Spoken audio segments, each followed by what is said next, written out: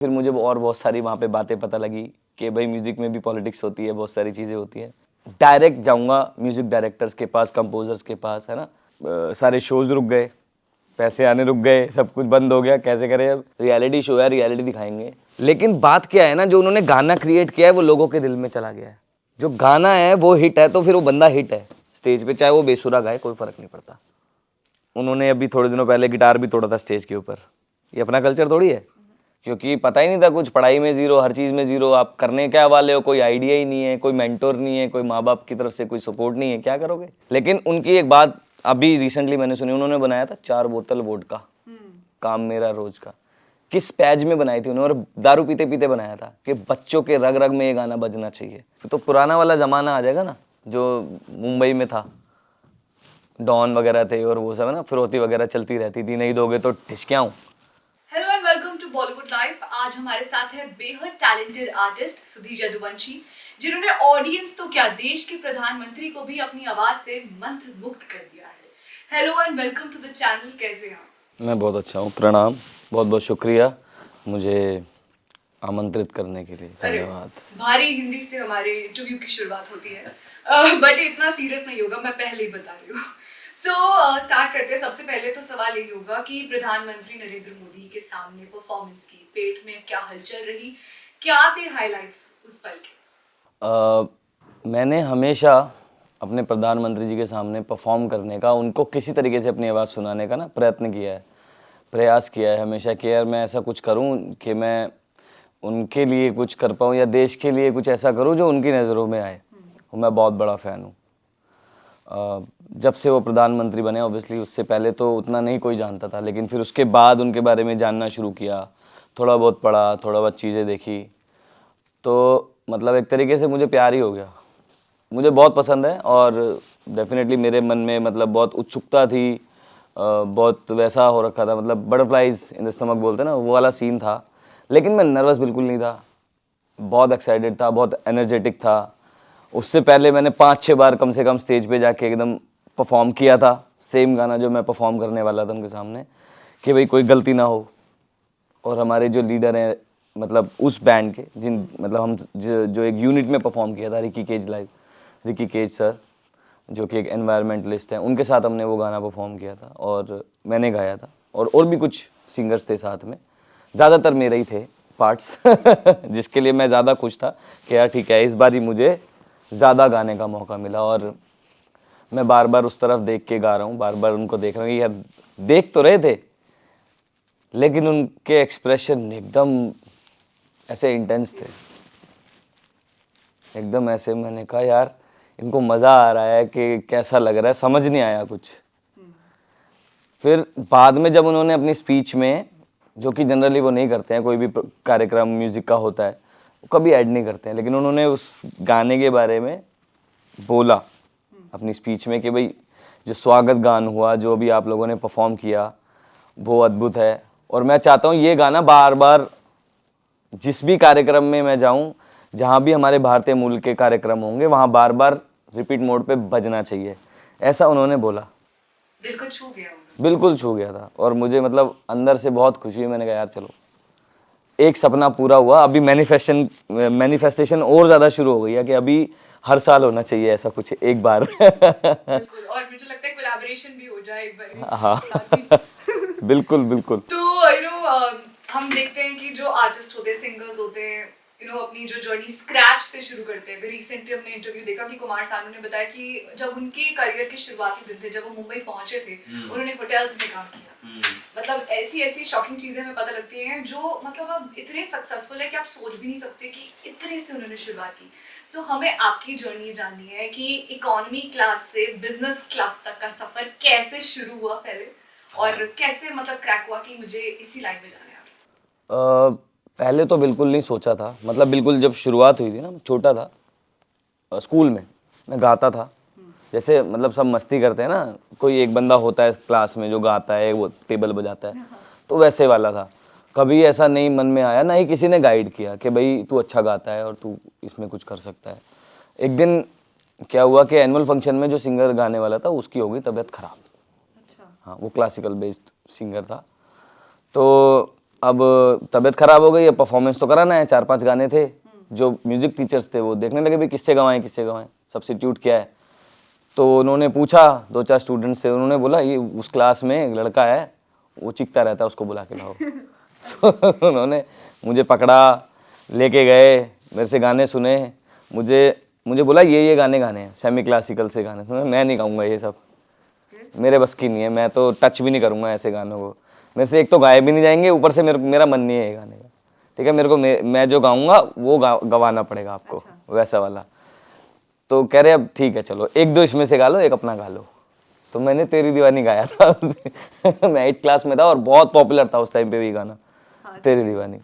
और मतलब वो उन्होंने मुझे अलाउ किया, मतलब लक्की बोलूँगा मैं, या ये बोलूँगा कि यार समय की रिक्वायरमेंट थी उनके पास कुछ था नहीं कि किसको बुलाए गवाने के लिए। चल ठीक है, तू 2 ये वाले प्रिपेयर कर ले, एक अपना गा ले। ठीक है सर, मैं गा लूँगा। तो मैंने वो गाना गाया। उस गाने के बाद माहौल बदल गया मेरे लिए स्कूल के अंदर।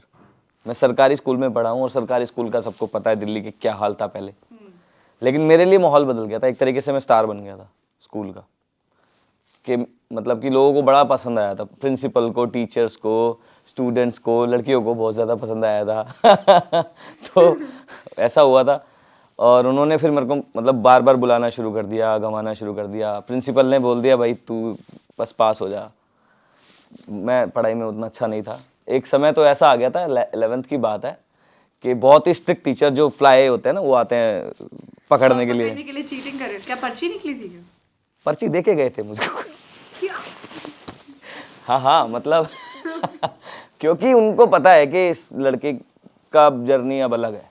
उन्होंने डिसाइड कर लिया था, मैंने नहीं। पर्ची ली थी या नहीं ली थी? सवाल ली थी, ऑब्वियसली लेनी पड़ेगी। नहीं आता था मुझे, और मैं 12वीं क्लास में इंग्लिश में फेल था, मैं स्टिल पास हो गया था। अच्छा। वो फिजिकल एजुकेशन जो सब्जेक्ट होता है उसकी वजह से। फिर मुझे बोला गया कि वो दे भाई रिकवरी के, क्या बोलते हैं उसको, कंपार्टमेंट का, कि भाई तेरा अच्छा रिजल्ट हो जाए। मैंने मुझे करना ही नहीं है, मैं पास हो गया हूँ, जाने दो ऐसा।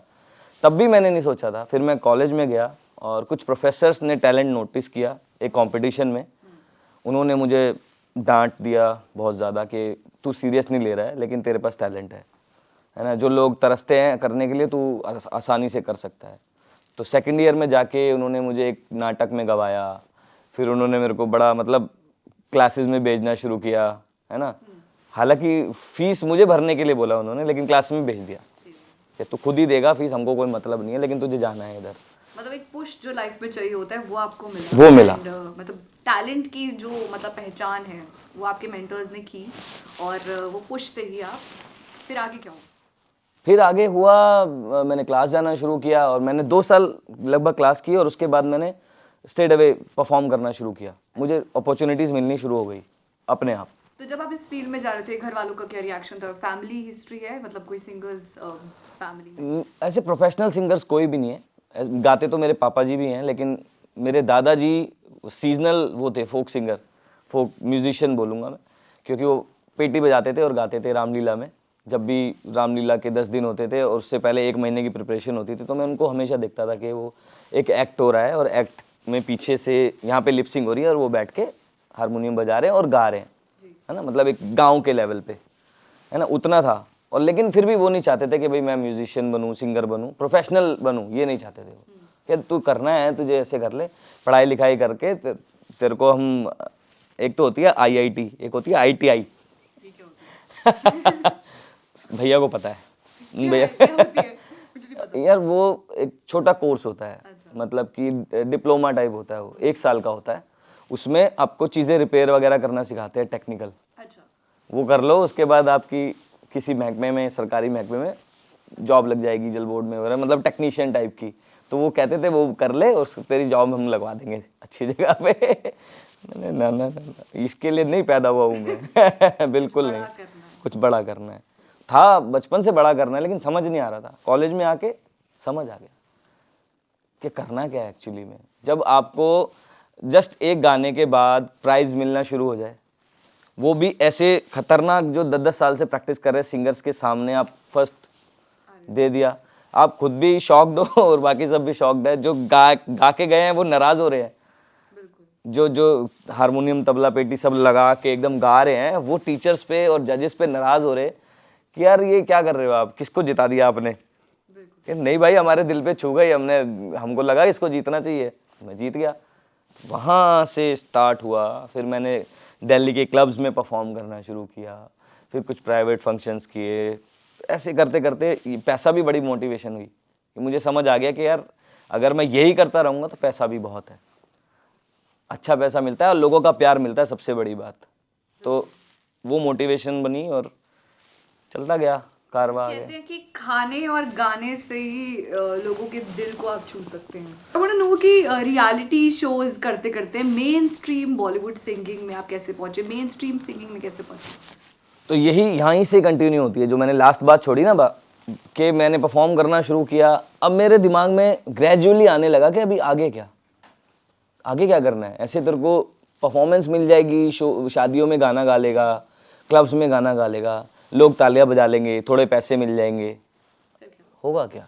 इससे क्या होगा? क्या तुमको जीवन भर लोग प्यार करेंगे? तुमने अभी गाना छोड़ा तो कल भूल जाएंगे।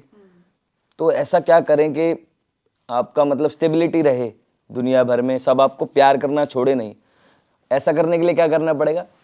रफ़ी साहब जैसे बड़े बड़े गाने गाने पड़ेंगे, सोनू निगम सर या कुमार शानू सर या उदित सर, जो भी मतलब उस तरफ से आने वाले। फिर उसके बाद हाँ लेजेंड्स, उसके बाद हमारे एरा के कैलाश खेर सर हो गए, के सर हो गए, है ना। अब फिर अरिजीत पाजी आ गए। तो ये सबको देख के समझ में आता है कि एक्चुअली में अगर ये आज भी गाना भी बंद कर दें, लोग इनके गाने सुनने तो नहीं बंद करेंगे। तो यही दिमाग में आया कि यार ऐसा कुछ करना चाहिए कि आपके खुद के गाने हों, आप मतलब आपके गानों से पहचाने जाओ, आपके चेहरे से भी नहीं। बिल्कुल। तो फिर उसके लिए क्या करना पड़ेगा? उसके लिए या तो खुद गाने बनाओ, पैसे कमाओ और पैसे लगाओ गाने पे। मैंने कहा यार मेरे पास खेत तो नहीं है, मैं बेच दूं और लगा दूं। जैसे पंजाबी सिंगर्स करते हैं, बहुत सारे कराए। खेत खलियान बेच के गाने बनाए, हिट हो गए और अच्छे गाने बनाए। लेकिन फिर ये आया कि चलो बॉलीवुड में जाके करेंगे। उससे पहले रियलिटी शो 20 रियलिटी शोज किए मैंने, और उसमें से तीन में ही मैं टीवी पे आया, अदरवाइज मैं टीवी पे आया भी नहीं। फिर मुझे और बहुत सारी वहाँ पे बातें पता लगी कि भाई म्यूज़िक में भी पॉलिटिक्स होती है, बहुत सारी चीज़ें होती हैं। वहाँ से भी मैंने अपना मन बदल के ये सोचा कि अब मैं डायरेक्ट जाऊँगा म्यूज़िक डायरेक्टर्स के पास, कंपोजर्स के पास, है ना, जो वो होते हैं म्यूज़िक सुपरवाइजर्स होते हैं, इन सब के पास जाऊँगा, मैं उनको सैम्पल्स दूंगा, अपना गाना सुनाऊँगा, अच्छा लगेगा तो मुझे बुलाएंगे। तो मैंने दिल्ली से मुंबई जाके रहने लगा। 8 महीने तो बहुत तकलीफ़ हुई, क्योंकि सारे शोज़ रुक गए, पैसे आने रुक गए, सब कुछ बंद हो गया, कैसे करें अब। तो लेकिन वेट कर रहा था, मैं मेहनत कर रहा था, वेट कर रहा था कि आएगा आएगा आएगा। फिर धीरे से आना शुरू हुआ। और ऐसे ही स्क्रैच गाते गाते, एक स्क्रैच होता है कि कोई भी गाना पिच हुआ है और उस गाने से पहले उसके पता नहीं कितने वर्जन्स बनते हैं, और सेलेक्ट एक ही होता है जो सूट करता है सिचुएशन पे, सीन पे, वो सब, है ना, अकॉर्डिंग टू द मूवी। तो ऐसे पता नहीं कितने गाने गाए हैं, आप सोच भी नहीं सकते। पिछले 3 साल में मैंने कम से कम 70-80 गाने गा दिए, उसमें से आए 6-7 ही हैं, इतना होता है। मतलब कि 100% दोगे तो 7-8% सक्सेसफुल होगा, तो आपको 1000% देना पड़ेगा, उसके बाद 100% होगा।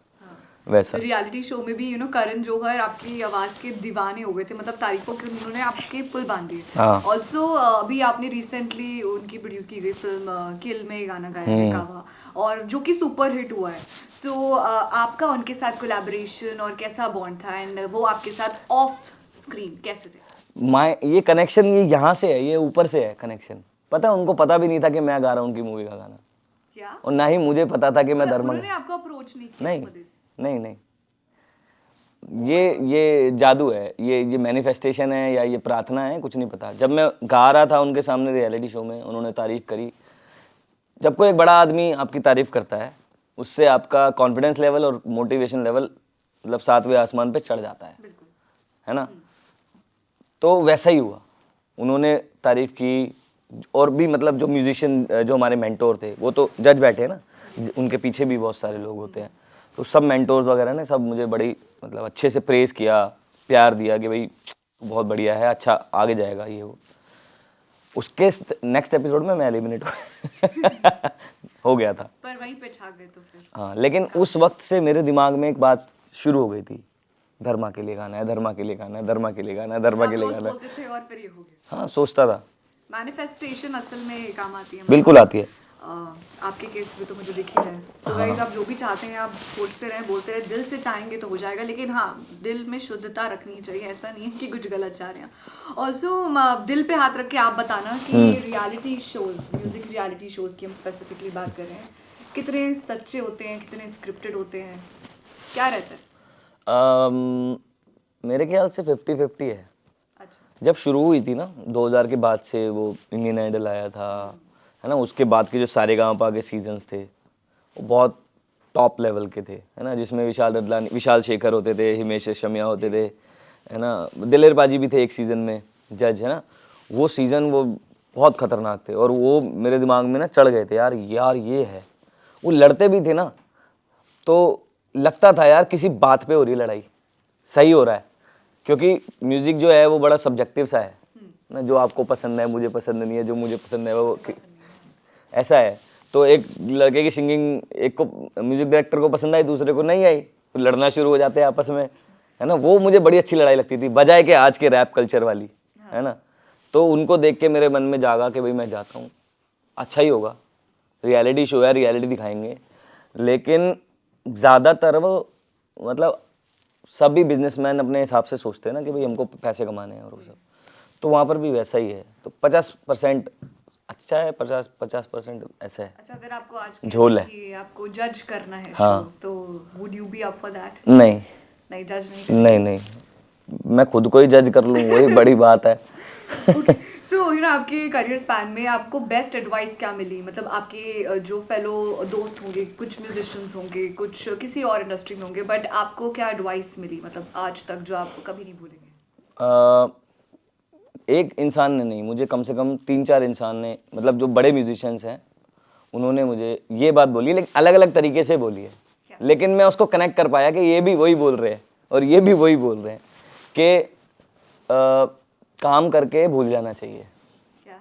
हाँ आपको भी ऐसे लग रहा है? भूल जाना चाहिए भूल मतलब?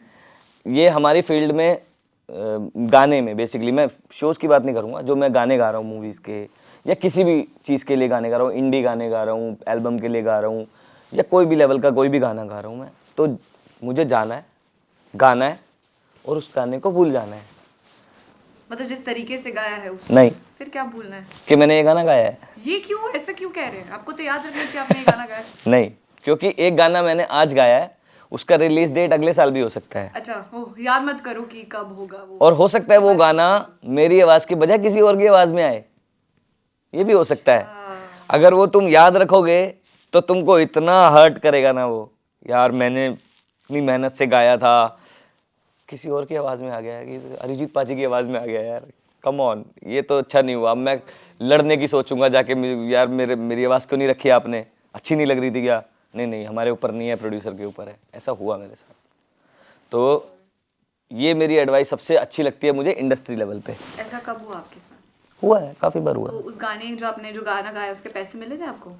नहीं मिलते इंडस्ट्री में पैसे, तो कि उसमें कोई बुरी बात नहीं है। मेरे जैसे जब वो रिलीज होगा तभी आपको मिलेगा? हाँ मिलते हैं वो, और उसमें भी मैं मांगता नहीं हूँ पैसे।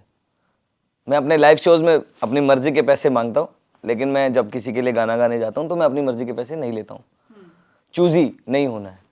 आपका इतना बड़ा लेवल हो जाएगा जब आपके गाने बच्चे गा रहे होंगे, तो आपको तब भी बोलने की जरूरत नहीं पड़ेगी किसी भी चीज़ के लिए। कोई भी आपको बुलाएगा तो आपके रिस्पेक्ट के लिए आपको कुछ ना कुछ तो मिलेगा। और अब क्या है, अभी सब ये बोलते हैं भाई तेरे को चांस मिल रहा है, एक्सपोजर मिल रहा है, ये हो रहा है, तो क्यों पैसे मांग रहा है? ठीक बात है, मैं जिस लेवल से आया हूँ उठ के, जहाँ से मैं निकल के आया हूँ, वो तो जीवन एकदम मतलब कि कुछ नहीं था, ज़ीरो था, क्योंकि पता ही नहीं था कुछ, पढ़ाई में ज़ीरो, हर चीज़ में ज़ीरो। आप करने क्या वाले हो, कोई आइडिया ही नहीं है, कोई मेंटोर नहीं है, कोई माँ बाप की तरफ से कोई सपोर्ट नहीं है, क्या करोगे? जब मैं उसको सोचता हूँ तो मुझे लगता है यार कितनी सही बात है ये, करके भूल जाओ। जो मिल तो रहा है, इतना मिल तो गया, पैदल से साइकिल पे गाड़ी सब आ गया, अब बिजनेस और फर्स्ट क्लास भी आ रही है ना, घर गाड़ी सब है। बिजनेस क्लास है। हाँ, Okay. सब कुछ है। तो आपको क्या लगता है कि म्यूजिक में इतने सालों में क्या एवोल्यूशन आया, क्या चेंज आया? क्योंकि आजकल कुछ लोग हैं जो कहते हैं कि वायलेंट गाने नहीं बनने चाहिए, और जिसमें अल्कोहल का जिक्र हो वो नहीं गाने होने चाहिए, बवाल भी हो चुके हैं इन चीज़ों पे। But at the same time there is a set of audience जो चाहती है कि ऐसे ही गाने हो, और ऐसे ही गानों पे लोग वाइब करते हैं क्लब्स में, और ऐसे हिट भी होते हैं और बहुत कमाल के व्यूज मिलते हैं। सो इस पर आपका क्या कहना है? मुझे नहीं लगता है ऐसा। अल्कोहल बेस्ड या कोई कोई ड्रग के ऊपर जो गाने वायलेंस के गाने बनते हैं, उस पर मैं कहूँगा कि नहीं बनने चाहिए। लेकिन पार्टी के लिए और भी बहुत सारे गाने हैं यार। किसने बोला कि पार्टी के लिए गाने सिर्फ ये अल्कोहल और इस तरह के ही बनते हैं, क्या कहते हैं, मार धाड़ वाले। इसके अलावा ना जाने कितने गाने हैं, ना जाने कितने गाने हैं। और मतलब गिन सकते हो आप, उंगली पे गिन सकते हो, इतने गाने हैं, है ना। पंजाबी भी और बॉलीवुड भी। सिग्नल तोड़ ताड़ के से लेके यारा तेरे जद के किसी काम तो आए, फोक भी बहुत सारे गाने हैं। जब देखूं बनारी लाल पीली अखियां, वाइब करने के लिए गानों की कोई कमी नहीं है। और अगर एक बड़ा तबका चाहता है कि अगर इस तरह के गाने नहीं बने तो अगर रुक जाएं तो कोई फर्क नहीं पड़ता उससे। मुझे लगता है रुकने चाहिए, क्योंकि म्यूजिक ना समाज का एक आईना है एक तरीके से। वो बदलता है, हर 10 साल में बदलता है लोगों को। एक नई जनरेशन आती है समझदार होती हुई, और उसको वही गाने पसंद आ रहे होते हैं। अब हनी पाजी का एक इंटरव्यू देखा था मैंने अभी रिसेंटली। वो हनी पाजी मुझे बहुत पसंद है, और उनके गाने जो पुराने वाले, आज ब्लू है पानी पानी, कुछ भी लगा लो आप, गोलियां चलाउण दा से लेके, है ना, जो भी वायलेंस वाले गाने भी हैं उनके, सब कुछ है ना। सारे फालतू गाने मुझे भी पसंद आज भी पसंद है। लेकिन उनकी एक बात अभी रिसेंटली मैंने सुनी, उन्होंने बनाया था 4 बोतल वोडका, काम मेरा रोज का। किस पैज में बनाई थी उन्होंने, और दारू पीते पीते बनाया था कि बच्चों के रग रग में ये गाना बजना चाहिए। आज तक बजता और मैंने गाया भी था जैसे बच्चा गा रहा हो, है ना, उन्होंने ये भी कहा था। लेकिन आज वो सोचते हैं कि नहीं यार ये गलत किया मैंने। बिल्कुल।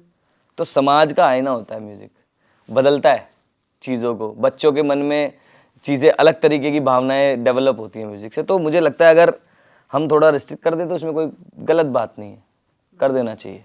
नहीं, हनी सिंह की बात हो रही है तो अब उन्होंने कम बैक कर लिया है। मतलब बिल्कुल ही ऐसा ट्रांसफॉर्मेशन उनका आज से पहले हमने नहीं देखा। लुक की बात करें, स्टाइल की बात करें, और गानों की भी बात करें, सो आज भी जितने लोग उन्हें मतलब पसंद कर रहे हैं, आई थिंक वो मल्टीप्लाई हो चुके हैं। मतलब उनके पुराने फैंस और न्यू फैंस ऐड हो चुके हैं, है ना। तो उनके कॉन्सर्ट में, मतलब अगर वो किसी और के भी कॉन्सर्ट में जाते हैं तो उनसे ज्यादा लाइमलाइट हनी पाजी को मिल जाती है। लाइक तो मिलेगी। So have you ever met him, या फिर उनकी ऐसी कोई बात जब आप अपने करियर के शुरुआती दौर में थे तो कुछ ऐसी कोई क्लिक कर गई हो आपको, समथिंग लाइक दैट? पहले तो ऐसी कोई बात क्लिक नहीं की थी, सिर्फ मज़े आते थे उनके गाने सुनने में और गाने में, इतना ही था। यार दोस्तों के साथ जैसे अभी आपने बोला कि वाइब करना है तो इस तरह के गाने चाहिए, डांस करना है, पार्टी करनी है, तो उसी के लिए ही उनके गाने सुनते थे, गाते थे। सारे रैप ना, सारे 10-10 लोग मिलके रैप गा रहे थे। मतलब लोगों को हाँ, हम सब गाते थे।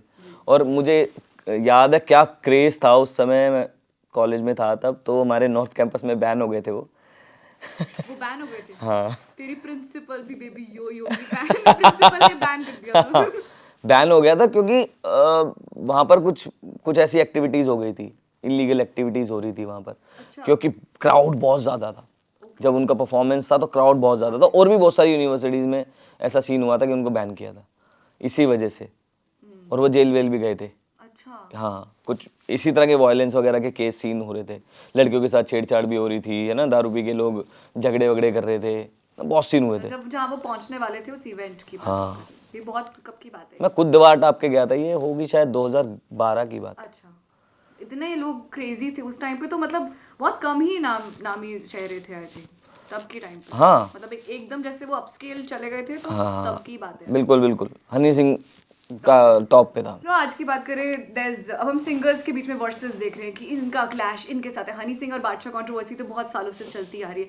अभी हमने देखा कि recently AP Dhillon versus Diljit Dosanjh था। तो एपी ढिल्लो वर्सेस दिलजीत दोसांझ, बात हो रही है ब्लॉक अनब्लॉक की। मतलब इन छोटे छोटे मुद्दों पर इतनी बड़ी कंट्रोवर्सी है और लोग भी टोटली इन्वॉल्व है। दोनों के बीच, दोनों के फैंस के बीच क्लैश हो रहा है, सोशल मीडिया पर लगातार ट्रेंड हो जा रहे हैं। So what do you think, क्योंकि एक ही इंडस्ट्री की बात है, यहाँ पे यूनिटी की कमी महसूस हो रही है क्योंकि इतने बड़े चेहरे इन्फ्लुएंस वो लोगों को करते हैं, मतलब यू नो लोग उनको ही they look up to them. So what do you think, इतने बड़े नाम कमाने के बाद इतने बड़े बड़े कॉन्सर्ट्स आप कर रहे हो और इतने सारे लोग आपके लिए आ रहे हैं, तो उनको ये सीख देना, मतलब इस पर आपका क्या कहना है? लोगों को मज़ा आता है तो वो देते हैं. उनका तो वो तो उनको तो मिल रहा है ना, मतलब कि वहाँ से प्रमोशन मिल रहा है, वहीं से उनकी मतलब हाइप क्रिएट हो रही है उस उन्हीं बातों से. तो उनको पता है कि एक्चुअली में यहाँ अगर ऐसी बातें होंगी तो उससे होगा क्या, तो काम हाइप से ज्यादा क्रिएट वो होगी. कंट्रोवर्सी बेचना चाह रहे हैं, ये सब कुछ मिला जुला के, मिक्स करके. मिक्स करके. और हालांकि मुझे बिल्कुल नहीं पसंद ये. कभी देखा है श्रेया घोषाल सुनिधि चौहान को फालतू बोल रही हो? नहीं. और शान सोनू निगम को कुछ बोल रहे हो? अपने नहीं. काम से काम. अरिजीत के को कुछ बोल रहे हो? मतलब ही नहीं बनता ब्रो, और होना भी नहीं चाहिए. थोड़ी मोड़ी तकरार होती है, लेकिन वो म्यूज़िक ऐसा ज़रिया है जो सारी तकरार को ख़त्म कर सकता है. तो ये जो ये बैटल होती है ना लोगों में, ये क्लैशेस होते हैं, ये सब रैपिंग और ये डिस कल्चर है, ये अपना कल्चर नहीं है. अपना कल्चर है इंस्ट्रूमेंट को हाथ लगा के, हाथ जोड़ के, है ना, पूजा करने वाला, है ना. एपी ढिल्लों पाजी, हालांकि मुझे किसी आर्टिस्ट से कोई प्रॉब्लम नहीं, मैं बड़ा इज्जत करता हूँ उन आर्टिस्ट की जिसकी पब्लिक इज्जत करती है. क्योंकि अगर लोगों को पसंद आ रहा है, किसी ने कोई गाना किया या किसी ने कुछ परफॉर्म किया है, अगर लोगों ने प्यार किया है उसको, तो कुछ आमद है, कुछ कृपा तो है उस पर. तो उस कृपा की मैं बड़ी रिस्पेक्ट करता हूँ, चाहे वो एपी ढिल्लों हो, चाहे वो दिलजीत पाजी हो, चाहे वो कोई भी आर्टिस्ट हो. लेकिन ये उन्होंने अभी थोड़े दिनों पहले गिटार भी तोड़ा था स्टेज के ऊपर. ये अपना कल्चर थोड़ी है. यहाँ पर तो ऐसा है कि मैं रिकॉर्डिंग में गया और सामने एक इंस्ट्रूमेंट, वो क्या बोलते हैं उसको, सारंगी पड़ी नहीं हुई थी, रखी हुई थी, सॉरी. तो वो प्ले होने वाली थी, जस्ट रिकॉर्ड होने वाली थी, और वो मैंने नोटिस नहीं किया कि रखी हुई है.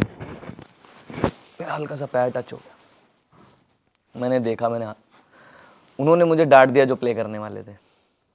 मैंने उनसे भी माफ़ी मांगी, मेरे से गलती हो गई, मैंने देखा नहीं था. और यहाँ पर ये स्टेज पे तोड़ रहे हैं तो ठीक नहीं है. उनके हिसाब से होगा ठीक, पता नहीं, मेरे हिसाब से तो ठीक नहीं है. तो ये लड़ाई वड़ाई, एक दूसरे के बारे में आलतू फालतू बोलना, ये सब जान दो ना, मिट्टी डालो ना, तुम अपना काम करो ना. मज़े तो ले रहे लोग तुम्हारे साथ, तुम्हारे गाने गा तो रहे हैं, और इसी के लिए तो आए थे. यही तो चाहिए था जीवन में, कंट्रोवर्सी थोड़ी. सीधे रास्ते से जाओ, शुद्ध रहो, सिंपल है. तो अभी जनता के कुछ सवाल हैं और वो चाहती है जनता कि आप उनके जवाब दें, तो शुरू करें. हाँ. तो सिंगर्स के लिए अटायर बहुत ज़्यादा इम्पोर्टेंट हाँ होता जी. है ना. आपका हम देखते हैं वीडियोस एंड आप बहुत स्टाइलिश रहते हैं, मतलब आज भी आप एकदम यू नो कूल डूड बन के आए. सो आपकी स्टाइलिंग कौन करता है and you know who is your style inspiration? मैं खुद करता हूँ अपनी स्टाइलिंग अभी तक तो करता हूँ, क्या पता अब के बाद मुझे कोई मिल जाए डिज़ाइनर वगैरह या कोई, लेकिन अभी तक तो मैं खुद करता हूँ. एंड सिंगर्स में आपको किसकी स्टाइलिंग पसंद है? मुझे अरिजीत पाजी जो बिल्कुल सिंपल रहते हैं ना, वो मुझे सादगी से चलते हैं वो. सादगी से चलते हैं, कोई फ़र्क ही नहीं पड़ता किसी से. वो चप्पल पहन के अपना चप्पल पहन के अवार्ड फंक्शन में चले जाते हैं वो यार. जी. और उस बंदे के अंदर कोई आंखों में शर्म भी नहीं होती यार, मैं कहाँ जा रहा हूँ, किस लेवल पे जा रहा हूँ और क्या करने जा रहा हूँ, आवाज़ लेके जा रहा हूँ. वो मुझे लगता है ऐसा वो सोचते होंगे, या जो भी है ये भी नहीं सोचते होंगे. अरे ठीक है, अपना काम हो चुका है मैं जहाँ भी जा रहा हूँ मेरे साथ सबका प्यार जा रहा है, वही मेरी सजावट है. तो मुझे सिंपलिसिटी बहुत सही लगती है, लेकिन एट द सेम टाइम बहुत ज़रूरी है. अगर भगवान की उतनी बड़ी कृपा आप पे नहीं है अरिजीत जी वाली, वो तो कुछ और ही मतलब लेके पैदा हुए हैं, किस्मत है ना, टैलेंट और पता नहीं क्या क्या, मेहनत भी उन्होंने बहुत कर ली, बन गए इतना, आशीर्वाद काफ़ी, मतलब सब कुछ मिला जुला के इतना बड़ा हो गया मामला. और उतना बड़ा होने में हर किसी को बहुत समय लगता है, या तो हो नहीं पाते या तो समय लगता है ना. तो सारी चीज़ों पे ध्यान रखना पड़ता है आर्टिस्ट को, कि आप कपड़े क्या पहन रहे हो, आप किससे मिल कैसे रहे हो, आप स्मेल कैसे कर रहे हो, सब बताते हैं हमारे यार दोस्त इंडस्ट्री वाले कि भाई वहाँ जाना है तो ये कपड़े पहन के आना. मैंने कहा तू चिंता मत कर, मैं अच्छे कपड़े पहन के आऊँगा, तुम मत बता मेरे को क्या पहनना है, मैं अच्छे कपड़े पहन के आऊँगा. तो ये बताया जाता है. तो फिर मैंने अपने हिसाब से सोचा कि क्या होना चाहिए. आजकल परफॉर्मेंस में देखा मैंने कि बहुत इंडो वेस्टर्न लोग पहनते हैं, चमक धमक, है ना, कुर्ते और क्या कहते हैं असिमेट्रिक चीज़ें पहनते हैं। तो मैंने सोचा कि क्यों ना कुछ फ्यूज़न क्रिएट करें, मतलब जैकेट्स मेरी वेस्टर्न वाइब वाली हों और धोती पहनूं उसके साथ में, और धोती के नीचे स्पोर्ट्स शूज़। वो लुक हिट गया है, हमने देखा सोशल मीडिया पे, हाँ, तो फिर वैसा मैंने कुछ क्रिएट करके बना दिया। और अभी भी मैं ढूंढता रहता हूँ कहीं से कुछ मिल जाए, कुछ ऐसा, मतलब जैसे हैंडीक्राफ्ट्स होते हैं ना, जैसे बोरी का बैग, हैंडमेड। हैंडमेड, एक जो आलू वाली बोरी होती है ना, उसमें कुछ कलरफुल फ्लावर्स बना दिए और वो सब उसकी जैकेट बना दी। तो यार ये तो बड़ी अच्छी लगेगी, चलो ट्राई करके देखते हैं। तो ऐसे कर करके अच्छा, सिंगर तो बन गए तो, लेकिन अब जो लोग सिंगर्स बन चुके हैं लाइफ में या बनना चाह रहे हैं, पर बॉलीवुड में एंट्री कैसे करें, सबसे मुश्किल है। कैसे? मेरे ख्याल से ध्यान देना चाहिए अपनी क्रिएटिविटी पे, अपनी म्यूज़िक पे, और बस अपने आप को प्रेजेंट करना चाहिए सही जगहों पर। जैसे कि पार्टीज में, इंडस्ट्री पार्टीज में तो जा ही नहीं पाएंगे ना, वाया वाया वाया जाना पड़ेगा, ऐसे तो नहीं जा सकते। प्रेजेंट एज मतलब सोशल मीडिया प्रेजेंस करें, जो कि अब आजकल सोशल मीडिया जिंदाबाद है, वहाँ से बहुत सारे सिंगर्स को मौका मिला है बॉलीवुड में, और एक बार ही मौका मिलता है तो वो आपके हाथ में, आप उसको कितने कस के पकड़ते हो, है ना। तो अपने क्राफ्ट पे, अपने आर्ट पे ध्यान देना बहुत ज़रूरी है, और पहले उसी पे ध्यान दो, फिर अपना सोशल मीडिया पे जाओ, वहाँ पे अच्छा कंटेंट डालो, बजाय कि मतलब कि वो आजकल के इन्फ्लुएंसर्स वाली चीज़ें नहीं डालो। एज अ म्यूजिशियन हो तो म्यूजिशियन की तरह डालो, और करते करते करते करते चीज़ें खुलने लगेंगी। मैंने भी कुछ मेरा भी कोई प्लान थोड़ी ना था कि मुझे क्या करना है, मुझे बॉलीवुड में कैसे जाना है। मैं तो बस कोशिश कर रहा था लोगों से मिलने की, और उससे पहले मैं क्या मतलब म्यूज़िक नहीं कर रहा था, कर तो वही रहा था, अभी भी वही कर रहा हूँ, बस उसको सही जगह पे प्रेजेंट करना है। तो उसके लिए सही मौका ढूंढना पड़ेगा, और सही मौके के लिए सही मतलब कि थोड़ा पेशेंस रखना पड़ेगा, है ना। अपने क्राफ्ट पे ध्यान दो, म्यूज़िक पे ध्यान दो, और एक एक एक कदम सीढ़ी चढ़ो। अच्छा, सोशल मीडिया पर कुछ लोगों का कहना है कि कुछ आर्टिस्ट के गानों से अगर ऑटो ट्यून हटा दें हाँ। तो करियर खत्म हो जाएगा, और मतलब उन्हीं आर्टिस्ट के कॉन्सर्ट्स पर हजारों लोग पहुंच जाते हैं, लाखों में टिकटें बुक हो जाती हैं। So what do you want to say about this social media trend, and लोगों की जो थिंकिंग है वो ऐसी है, बट वही हिट है। सो क्या कहना चाहेंगे इसके बारे में? ऑटो ट्यून को पहले तो लोगों ने ना बहुत अलग तरीके से ले लिया है, जो कि मतलब उनको समझाने की ज़रूरत है। किसी बड़े, मैं तो क्या समझाऊं, कोई ऐसा आदमी जो मुझसे कहीं ज़्यादा जानता हो वो समझाए तो बहुत बढ़िया है। क्योंकि ऑटो ट्यून ऐसा नहीं है कि किसी नॉन सिंगर को सिंगर बना देगा, ऐसा नहीं होता। कम से कम कुछ तो बेसिक गाना पड़ेगा उसको, तब जाके वो सुर में आएगा, है ना। उसको इतनी अकल तो होनी चाहिए म्यूज़िक की। अब अगर कोई अच्छा सिंगर गा रहा है, किसी भी XYZ अच्छे सिंगर को पकड़ लो, क्या उसमें ऑटो ट्यून नहीं होता? होता है, लेकिन उसके बाद उसकी आवाज़ और ब्यूटीफुल निकल के आती है।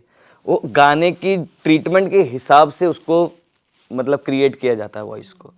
अब गाना डांसिंग है, अब उसमें आप सूफी वाला वाइब तो नहीं डाल सकते ना ट्यूनिंग में, या किसी भी जो जिस तरीके से आप वोकल को ट्रीट कर रहे हो कि उसके हाइज में फ्रीक्वेंसीज में ज़्यादा ट्यून करना है या किस तरीके से ट्यून करना है, तो उसकी एक पूरा एक मेथड है ना। तो अगर सही तरीके से होगा, एक अच्छा सुरीला सिंगर गा रहा है, ट्रीटमेंट सही से होगा, तब वो गाना अच्छे से साउंड करेगा। और यहाँ पर कोई भी सिंगर ऐसा नहीं है इंडस्ट्री में जिसका वॉइस ट्रीट नहीं होता, या ऑटो ट्यून नहीं बोलूँगा मैं, मैन्युअली ट्यून ज़्यादा होता है। मतलब एक आध दो नोट इधर उधर होते हैं, उनको ठीक कर देते हैं, और वो आप जनरली कान से सुनोगे तो आपको लगेगा नहीं कि ये बेसुरा है, वो इतना कम होता है। लेकिन हाँ, जैसा कि आपने कहा कि बहुत सारे सिंगर्स ऐसे हैं जो ऑटो ट्यून हटा दो तो लोग मतलब हाँ लगता कि खराब है, बिल्कुल है, क्योंकि उनकी आवाज़ इतनी भी अच्छी नहीं है। उसको ट्रीट शायद वो बहुत समय लगा के करते होंगे, बहुत टाइम लेके करते होंगे, और वो लाइव में तो अच्छा गाते ही नहीं। बहुत सारे ऐसे सिंगर्स हैं उनकी आवाज़ में सुर है ही नहीं है, कई तो कंसुरे मतलब जो स्केल है उससे ऊपर या ऊपर उससे नीचे गा रहे होते हैं। लेकिन बात क्या है ना, जो उन्होंने गाना क्रिएट किया है वो लोगों के दिल में चला गया है। जो गाना है वो हिट है, तो फिर वो बंदा हिट है स्टेज पे, चाहे वो बेसुरा गाए, कोई फर्क नहीं पड़ता। हाँ, यही कहानी है कि अगर आपका गाना हिट हो गया, लोगों के दिलों तक पहुंच गया, तो आप सिर्फ शक्ल दिखाने आ जाओ स्टेज पे, वो भी बहुत है। पब्लिक फिगर होना और लाइमलाइट में रहना इज नॉट इजी। अभी हमने देखा कि सैफ अली खान के घर में एक शख्स घुस जाता है और Saif Ali Khan real life hero बनकर अपनी फैमिली को प्रोटेक्ट करते हैं। मतलब आधी रात को उनके साथ ये इंसिडेंट होता है and he was stabbed multiple times. मतलब एक चोरी के चोर उनके घर आ जाता है चोरी करने एंड देन मतलब हमला उन पर ही हो जाता है। Now he is hospitalised. So मतलब एक पब्लिक फिगर होना एट द सेम टाइम बहुत ही एक मतलब आप you are open to all the threads and all. आपको आपको आपके साथ कभी भी अटैक हो सकता है, आपको थ्रेड्स मिल सकते हैं। So what you have to say about this particular incident? उन्होंने मतलब अपना हिम्मत दिखाई और सबको प्रोटेक्ट किया घर पे, बहुत अच्छी बात है। लेकिन ये कैसे हो सकता है इतने बड़े इंसान के साथ, मैं ये सोच रहा हूँ। नहीं होना चाहिए। उनकी खुद की सिक्योरिटी भी होगी और प्रशासन की सिक्योरिटी है, पता नहीं ऐसे लोग हैं ही क्यों जो इस तरह का काम करते हैं। ये गलती सबकी है और ख़ास तौर पे जो आर्टिस्ट है ना, उनके साथ ऐसा होता ही है। नॉर्थ साइड में तो काफ़ी होता है, पंजाब साइड में तो और ज़्यादा होता है ना। हाँ, तो ये तो एक डरावनी बात है। मुझसे अभी ऐसा कुछ हुआ नहीं है भगवान ऐसा कुछ ना हो, किसी के साथ ना हो, मैं तो ये प्रार्थना करता हूँ। क्योंकि सब अपना काम कर रहे हैं यार। ये अगर माफिया वाली चीज़ें होंगी तो फिर तो पुराना वाला ज़माना आ जाएगा ना, जो मुंबई में था, डॉन वगैरह थे और वो सब है ना, फिरौती वगैरह चलती रहती थी, नहीं दोगे तो ठिसक्याऊं। ये तो सोच के ही डर लगता है कि अगर ऐसा कुछ हो रहा है तो बस मेरी यही प्रार्थना है कि ना हो। और प्रशासनिक तौर पे भी मैं यही प्रार्थना करता हूँ, मतलब रिक्वेस्ट करता हूँ कि भाई इन चीज़ों के लिए कुछ करें कि भाई जो आर्टिस्ट को पर इस तरह की कोई प्रॉब्लम ना हो, परेशानी ना हो। तो डरावनी बात है भाई अब जो लोग इस पर्टिकुलर फील्ड में आने जा हाँ। रहे हैं तो उन्हें सिर्फ शोशाबाजी दिखती है, लाइमलाइट दिखती है कि नाम है, पैसा है, बट आर्टिस्ट को इन चीज़ों से भी गुजरना पड़ता है। They are at the threat. तो मतलब आप क्या कहना चाहेंगे to the people who are soon to become public figures? बहुत सारे लोगों के ना मगज पे चढ़ती भी हैं चीज़ें और देख के बनना चाहते हैं वो कि यार लाइमलाइट में कितनी मतलब खुशनुमा चीज़ें हैं। ऐसा देख के ना, टीवी में देख के, इधर देख के उधर देख के उनको लगता है कि यार क्या बात है, बड़े मज़े आ रहे हैं यार, इनके कपड़े देखो, है ना, इनका लाइफस्टाइल देखो, है ना, ये ऐसे ट्रैवल कर रहे हैं, ये यहाँ जा रहे हैं, मॉरिशस जा रहे हैं, यूके यूएस कनाडा जा रहे हैं घूमने फिरने, मालदीव्स जा रहे हैं।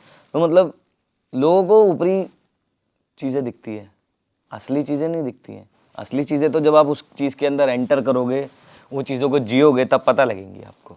तो बहुत बनावटी ज़िंदगी होती है असल में। मैं तो नहीं जीता हूँ, मैं तो ऐसे ही नॉर्मल अपना आम इंसान की तरह जीता हूँ। अब कोई खुशी खुशी जो भी चीज़ दे देता है उसको हाथ जोड़ के ले लेता हूँ, एक संत महात्मा की तरह। अदरवाइज ऐसे कोई शौक ही नहीं पाले जीवन में। तो हम देखते हैं जैसे लाइव सिंगिंग के टाइम पर ही आर्टिस्ट जब परफॉर्म कर रहे होते हैं तब भी मतलब पब्लिक प्लेस में उन पे अटैक हो जाते हैं। कभी बॉटल फेंक देते हैं, कभी कुछ हो जाता है। मतलब कुछ कुछ तो ऐसे वीडियोस है, हम भी हैरान है देखे कि ऐसा भी होता है। कभी कभी हमने देखा कि आर्टिस्ट खुद ही उन पे वही वापस चीज फेंक देते हैं। अभी अरिजीत सिंह की ही हमने एक वीडियो देखी थी, बट उन्होंने कुछ रिएक्ट नहीं किया। कुछ आर्टिस्ट नहीं भी रिएक्ट करते। सो ऐसे पॉइंट पे मतलब कैसे डील, आपके साथ कुछ ऐसा एक्सपीरियंस हुआ है या फिर आपने कभी देखा है? हाँ, मैंने देखा भी है और हुआ भी है मेरे साथ में। तो ना क्या है कि हम इतने सारे हैं, 140 करोड़ से भी ऊपर है। उसमें अगर 0.111% भी अगर गलत है ना लोग, वो एक इवेंट पे 10 भी पहुंच जाएं तो भी माहौल ख़राब हो सकता है। तो ऐसे सब नहीं होते हैं, लेकिन कुछ एक ऐसे लोग होते हैं जो इस तरह से माहौल क्रिएट कर देते हैं जिसकी वजह से बाकी सबकी इन्जॉयमेंट ख़त्म हो जाती है, परेशानी हो जाती है, शोज़ रुक जाते हैं। ऐसा होता है, मैंने देखा है। वो अरिजीत पाजी वाला सीन मैंने देखा था पूरा। वो एक लेडी उनका हाथ खींच रही है, वो शायद उसको उनसे कोई ऑटोग्राफ लेना होगा या उनसे बहुत प्यार होगा या उनसे गले मिलना होगा, जो भी है, लेकिन तुम्हारा कोई रिश्तेदार थोड़ी है वो हाथ खींच के उसको बुलाओगे और वो आ जाएगा। नहीं यार, पब्लिक फिगर है। तो लोगों की सोच उस लेवल, कुछ लोगों की बिल्कुल मतलब चुनिंदा कुछ लोगों की सोच उस लेवल पे नहीं होती है। बहुत सारे मतलब बड़े बड़े लोगों के इंटरव्यूज़ भी देखे हैं, मिले भी हैं साथ में ना। ऐसे भी बहुत सारे लोग होते हैं, फ़ोटो खिंचवाने के लिए हाथ ही पकड़ लिया, नहीं खिंचवाओगे तो जाने नहीं देंगे। भाई बता यार, अब क्या करे, तो खींच ले फ़ोटो। अच्छा, उसका कैमरा नहीं चल रहा है तो वो रुका हुआ है, कैमरा चलेगा और वो वहीं पे खड़ा हुआ है, मेरे बंदे सारे आगे चले गए। कह रहा पहले कैमरा खुल ले दो, मेरे फ़ोन में कोई प्रॉब्लम हो रही है। ये तेरा कैमरा खुलेगा तब फ़ोटो खींचेंगे। तो मानसिकता की बात है, जिस तरीके से वो लोग रहे हैं, जिस तरह की उनकी अपब्रिंगिंग रही है।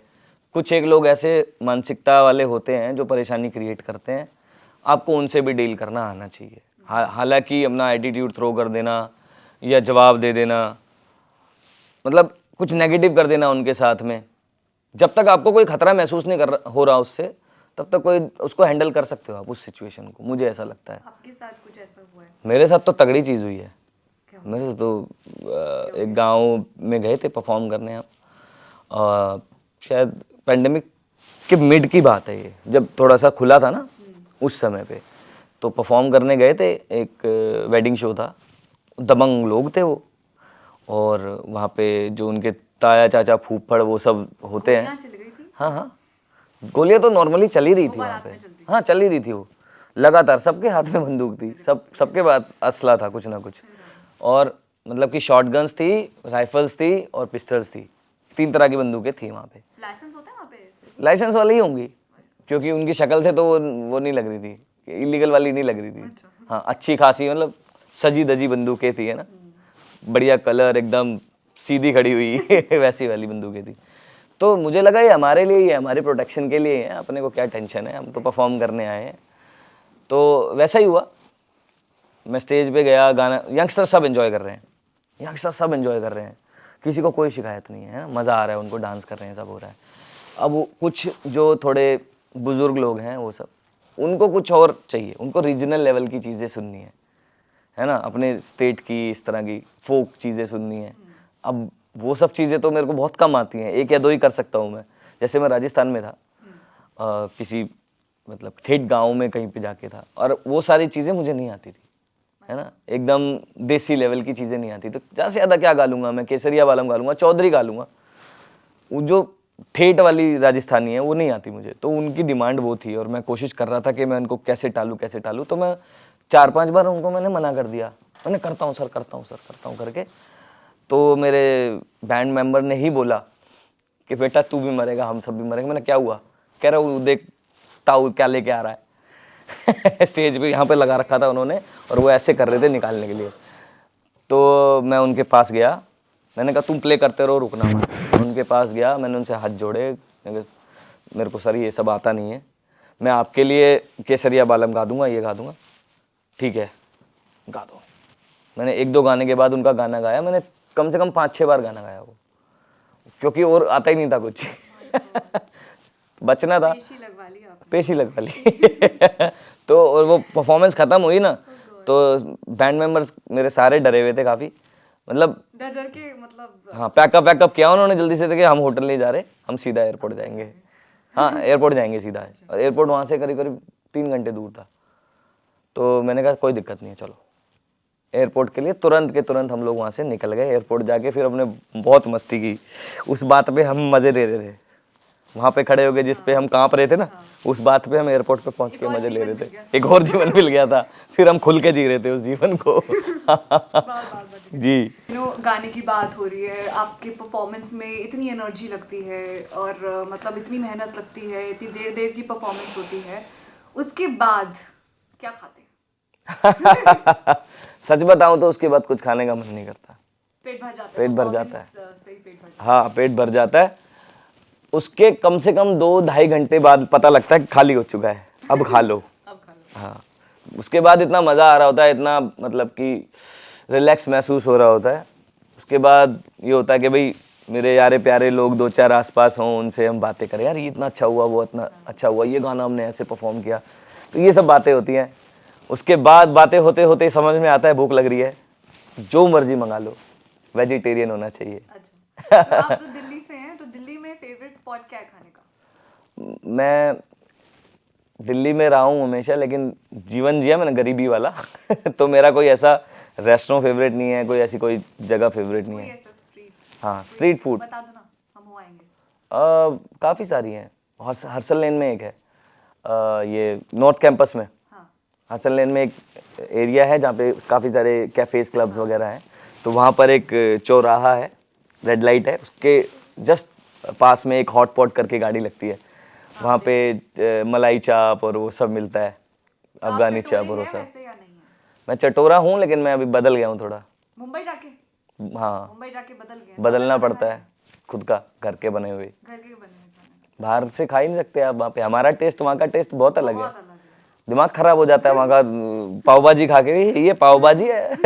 मुंबई वालों को बहुत बड़ा झटका लगा, बट कोई बात नहीं। नहीं, वो उनको मेरे दोस्त हैं, उनको बड़ा स्वाद आ रहा होता है और वो 2-2 प्लेट खा जाते हैं ऐसे ही मेरे सामने बैठे बैठे, लेकिन मेरे को एक पाव खाने को नहीं होता है।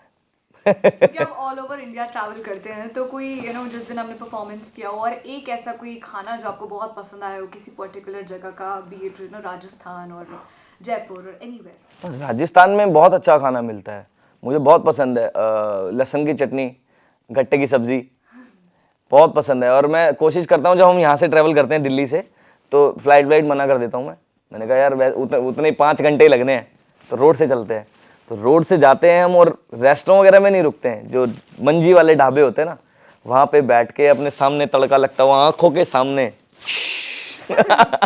वो वाला जो खा के मज़ा आता है ना, वो बहुत बढ़िया। फिटनेस भी बहुत इंपॉर्टेंट है, तो आप फिट रहने के लिए क्या करते हैं? क्योंकि आपका ट्रैवल लगातार चल रहा होता है, साथ में परफॉर्मेंसेस भी है, बट फिजिकली भी फिट रहना उतना ही इंपॉर्टेंट है, मेंटल बिल्कुल बिल्कुल। तो आप क्या करते हैं? मैं योगा करता हूँ, बहुत ज़्यादा नहीं, लेकिन जब भी समय मिलता है मैं योगा करता हूँ। और मैं एक चीज़ और करता हूँ कि मैं वॉक ज़रूर करता हूँ, 1 घंटा 2 घंटा, रुकता नहीं हूँ मैं। चलना शुरू किया, एंडिंग पॉइंट नहीं पता है कहाँ है। दूसरे लोग जो साथ में होते हैं वो बोलते हैं भाई चलो वापस, ऐसे। क्योंकि मैंने सुना हमेशा यही है कि यार अगर आप एक्सरसाइज नहीं कर पा रहे हो ना, तो आप कम से कम वॉक कर लो, और बिना रुके करो। कहीं पे स्टॉप नहीं होना चाहिए वॉक में। 5, 6, 7 किलोमीटर, 8 किलोमीटर कम से कम आप चलते रहो, तो आपका पूरा मतलब कि ब्लड सर्कुलेशन ओके हो जाएगा, है ना, आपकी बॉडी में सारी चीज़ों का फंक्शन हो जाएगा, मतलब सही हो जाएगा। तो मैं चलता ज़रूर हूँ, और जब मुझे समय मिलता है मैं योगा करता हूँ, सूर्य नमस्कार करता हूँ। अच्छा, और रियाज कितनी देर करते हैं? रियाज तो 24/7 है, सोते में भी रियाज है। अच्छा, पहले वाला रियाज अलग होता था, जब शुरू किया था ना, तब वाला रियाज होता था, बैठ गए, पूरा सरगम वगैरह, पलटे वगैरह, हर चीज़ ठीक है। अभी भी वो होता है, लेकिन वो होता है कि भाई आप उठे, आप फ्रेश अप हुए, गर्म पानी पिया, उसके बाद आपने अपने गले को खोल लिया, आधे पौने घंटे बैठ के आपने 4-5 पलटे लगा दिए, ये सब लगा के, मतलब 4-5 तरह के पलटे हैं, उनको हमने स्टेबली रियाज कर लिया। उसके बाद क्या, पूरे दिन रियाज चलता है। कोई गाना चल गया, आप उसको रियाज कर रहे हो, वो गाते जा रहे हो, गाते जा रहे हो, गाते जा रहे हो। आप कहीं ट्रैवल कर रहे हो, कोई गाना आ गया आपके पास, कि मतलब सामने से बुलाया किसी ने रिकॉर्ड करने के लिए, वो एक नया एक्सपीरियंस होगा। हर गाना एक नया एक्सपीरियंस है ना, क्योंकि हर अलग कॉम्पोजिशन है, अलग धुन है, सब कुछ अलग है, वो नई सीखनी है आपको, है ना। वो सुनते सुनते आप जा रहे हो, तो मन में वो चल रहा है गाना। स्टूडियो में आप रिकॉर्ड कर रहे हो, वहाँ से जो ब्रीफिंग मिल रही है वो आप सीख रहे हो, वो आपका रियाज चल रहा है, ठीक है। और जब वो आप गाना रिकॉर्ड कर चुके हो, 3 घंटे का आपने लगाए रिकॉर्ड करने के बाद, तो इतना गा लिया है कि अब वो चल ही जा रहा है, वो निकल ही नहीं रहा। तो दिमाग में सारा टाइम ये ऑक्यूपाइड है, ऑक्यूपाइड नहीं बोलूंगा, मजेदार है। हाँ। बहुत मजेदार है, जिसके साथ चलता है उसको पता है कितना मजेदार है, कि आपने कोई नई चीज सीखी और वो आप करे जा रहे हो। और अच्छा, जब हम स्कूल में होते थे, एग्जाम के लिए तैयारी करते थे, ये काम हम तब क्यों नहीं करते थे? मैं ये सोचता हूँ कि यार ऐसे ऑडियो रिकॉर्ड करके हम पहले क्यों नहीं करते थे? अब देखो कितने अच्छे अच्छे प्लेटफॉर्म आ गए हैं, है ना, ऑडियो बुक्स हैं, ये सब है, सुनते रहो, सुनते सुनते याद हो जाता है। तो अभी समझ में आता है, तो ये सुनते रहता हूँ, कुछ ना कुछ करता रहता हूँ म्यूजिक में। तो ये 24/7 का एक प्रोसेस है, ये रुकने वाला, नेवर एंडिंग। आपका म्यूजिक आइडल कौन है, या आप किसे गुरु मानते हैं अपना?